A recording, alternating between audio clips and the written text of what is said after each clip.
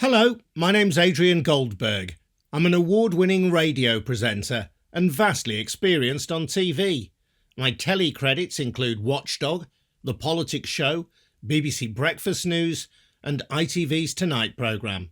My latest film exposes child sexual abuse in football. Chandler there, and the MP David Taylor was watching that report with me. David, postal voting rules, we've heard there, they were relaxed to encourage more people to vote. It sounds like they need to be tightened up again, doesn't it? Not necessarily. It's important that people are given every opportunity to vote, particularly those at a house. Use the performance of the local authority. That's what will determine the result. David, thank you very much indeed. And we'll have full coverage of both by-elections in a special results programme starting at midnight on Thursday here on BBC One, as well as coverage on your local BBC radio station and TV news programme.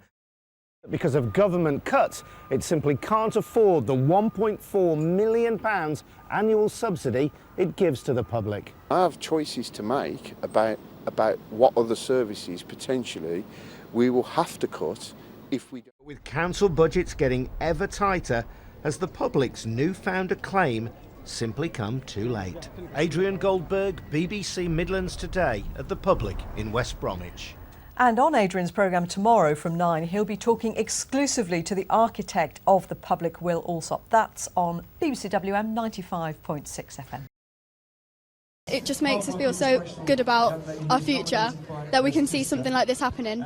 Good news, the way in which the Olympics can inspire people to do good things and positive things. There is the Lou Macari, a Celtic manager in the early 1990s, wrote in his autobiography that he had been approached by a youth player who said he'd been abused by a coach on a tour to North America. Macari said there was no mechanism within the football club for dealing with the allegation. Crucially, he never reported it to the police. Is BBC 5 Live. Good evening, it's 10 o'clock Saturday night. This is 5 Live. My name's Adrian Goldberg. The main news on. This time, Andrew Mitchell MP, the former Secretary of State for International Development. Keen to speak to Andrew about Prime Minister Boris Johnson's decision to create a new super ministry. The lives of hundreds of millions of people across the world. So there we go, Andrew. He talks about uniting our aid with our diplomacy. I want to explore exactly what that means. But for people who are new to this subject, just first tell us what DFID actually does. Well, DFID is the British government's Department of State for Development in the developing world. And we'll find that Geneva and New York's gain is at Britain's expense. And he used this phrase, he wants to unite our aid with our diplomacy. What does that mean, and does it concern you? Well, I don't understand what it means because, of course, overseas, the deputy leader of the SNP has said that if Labour wins the election and they form some kind of alliance with the SNP, one of the conditions might be that the high-speed 2 rail link, currently planned from Birmingham to London, would instead have to start in Scotland. So is the West Midlands being held hostage by the SNP? First, Gordon McIntyre-Kemp, who's the Chief Executive of Business for Scotland. Gordon, good morning to you. Good morning. It wouldn't make sense, would it, to have a high-speed 2 linking Scotland to the West Midlands, would it? Absolutely. It would. If it's going to make sense anywhere, it makes sense to not just link Scotland. Sure, then you've got to prioritise carefully, but I'd have thought some investment in Scotland to help facilitate HS2 is probably the right way to go. Good to speak to you. Thank you for joining us this morning. Jim Steer from Greengage 21 and Gordon McIntyre-Kemp, the Chief Executive of Business for Scotland. Some very interesting. And I profoundly hope that we will be able to come up with something which saves the town hall for Sutton's future. So you're adding that to our list of local buildings in the West Midlands that are in danger then. We need to do more to save Sutton Town Hall and give it a kind of useful, economically positive life. Andrew, thanks for your time this morning. Andrew Mitchell, the Conservative MP for Sutton Coldfield. Very interesting that he said that had he been the... This time talking to Gisela Stewart, and we're talking in Gisela's London home on the eve of Brexit.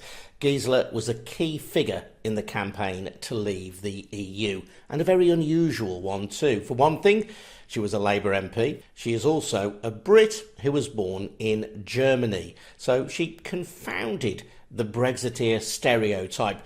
Gisela, hello. Hello, Adrian. Gisela, I mentioned the fact that you were born in West Germany as it was then and came and settled in the UK and became an MP for Birmingham Edgbaston. And I'm assuming for much of that period, the idea of Brexit, the idea of leaving the European Union would have been, if you'll pardon the phrase, foreign to you. Oh, completely. I would even go further. Would you accept that there was a moment when the Leave campaign tipped over into racism? And I'm referring specifically to the poster which Nigel Farage stood in front of. Breaking point was the headline.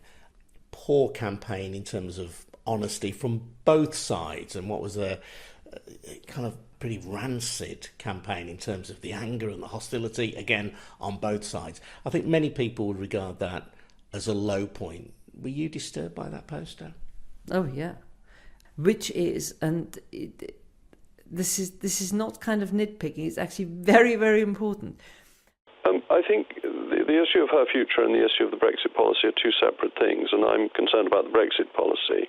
The difficulty... But policies are carried out by people, and she is the person, as the Prime Minister, as the leader of the Conservative Party, who's brought forward this particular proposal, which her own Brexit secretary has now said that he cannot stand by. Yes, indeed.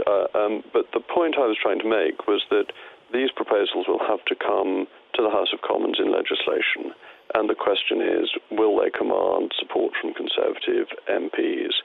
And I think without David Davis there, without his imprimatur, it will be very difficult for them to get the support of Conservative MPs, and therefore the Prime Minister would be well advised to reconsider them. And if she did bring them forward, and if they didn't get the support of Conservative MPs, then surely her position would be untenable. Not necessarily. That government... Really? Well, even Margaret Thatcher, you may have forgotten this, but she had a proposal at one point to